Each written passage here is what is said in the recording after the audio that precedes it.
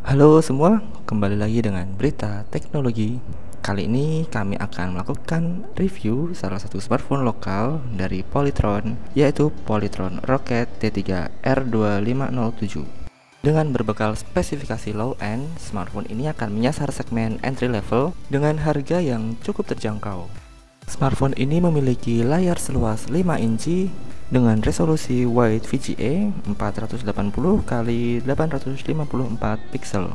Selain itu, layar smartphone ini juga telah menggunakan OGS screen. Dimensi yang tidak terlalu lebar dan tidak terlalu kecil pula, smartphone ini cocok bagi siapa saja karena smartphone dengan layar 5 inci sangat pas, baik digunakan menggunakan satu tangan maupun menggunakan dua tangan. Menyasar kalangan entry level, sudah sewajarnya jika Polytron menggunakan bahan plastik untuk membalut smartphone ini. Pada sisi bawah hanya terdapat mikrofon, sedangkan di sisi kanan terdapat tombol power dan tombol volume. Sedangkan pada sisi kiri tidak terdapat apapun.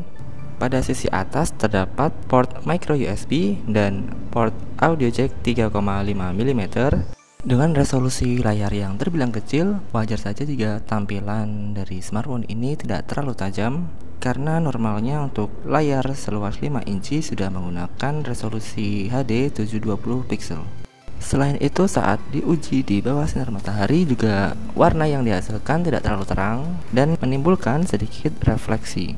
Untuk sektor display, sudah jelas smartphone ini terbilang ketinggalan dengan smartphone-smartphone kompetitor lainnya.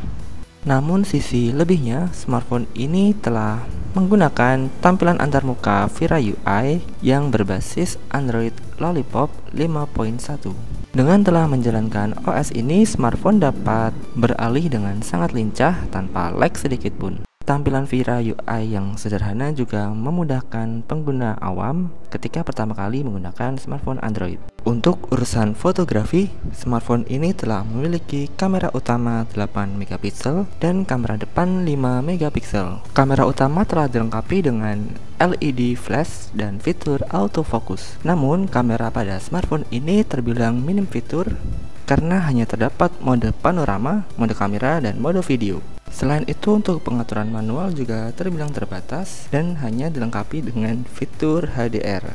Dan berikut ini merupakan hasil kamera dari smartphone ini.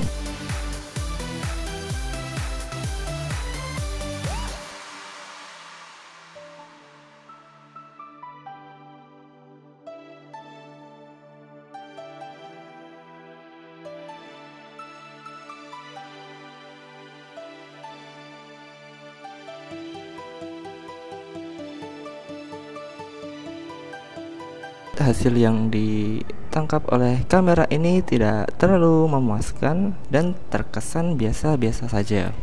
Untuk sektor dapur pacunya, smartphone ini ditenagai oleh chipset Speedrum SC7731 yang telah memiliki prosesor quad-core 1,3 GHz dan GPU Mali 400 MP.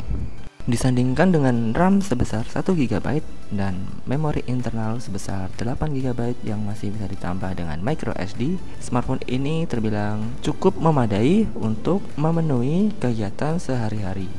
Tak hanya lancar menjalankan aplikasi sehari-hari seperti sosial media dan messenger, smartphone ini juga dapat menjalankan game yang terbilang berat seperti Need for Speed No Limit.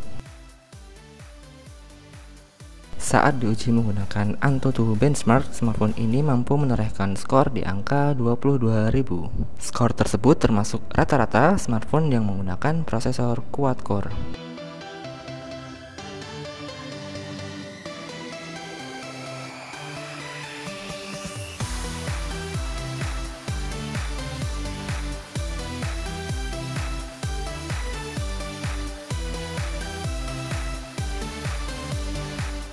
Namun sayang sekali pada sisi sensor, smartphone ini terbilang miskin karena hanya memiliki sensor akselerometer, sensor cahaya, sensor jarak dekat, dan sensor suara saja.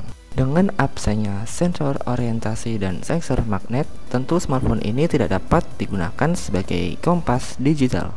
Tidak mengherankan karena smartphone ini memang dibanderol dengan harga yang cukup terjangkau, jadi wajar saja jika fitur-fitur umum pada smartphone menengah ke atas tidak terdapat pada smartphone ini.